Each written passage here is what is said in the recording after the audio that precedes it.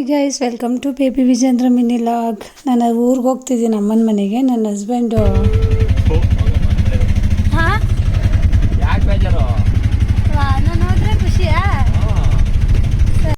ನಾನು ಹೋಗೋದು ಊರಿಗೂ ಇಷ್ಟ ಇಲ್ವಾ ಅಂತ ಕೇಳಿದ್ದಕ್ಕೆ ಆ ರೀಸನ್ ಕೊಟ್ಟರು. ನಾನೇನು ದೊಡ್ಡದಾಗಿ ಬಟ್ಟೆ ಎಲ್ಲ ಪ್ಯಾಕ್ ಮಾಡ್ಕೊಂಡು ಹೊರಟು ನಮ್ಮ ಮಡಿಕೇರಿ ಬಸ್ ಸ್ಟ್ಯಾಂಡಿಗೆ ಹೋದೆ.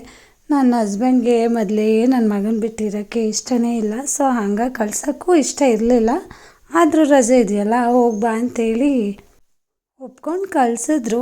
ಹೋಗು ಅಂತ ಹೇಳಿದ್ರು. ಪಾಪು ತಿಂಡಿ ಎಲ್ಲ ಕೊಡಿಸಿ ಏನೇನೋ ಆಯಿತು. ಬಟ್ ಆದರೆ ಬಸ್ ಸ್ಟ್ಯಾಂಡ್ಗೆ ಏನೋ ಹೋದೆ, ದೊಡ್ಡ ಏನೋ ಊರಿಗೆ ಹೋಗ್ಬಿಡ್ತೀನಿ ಅನ್ನೋ ಥರ.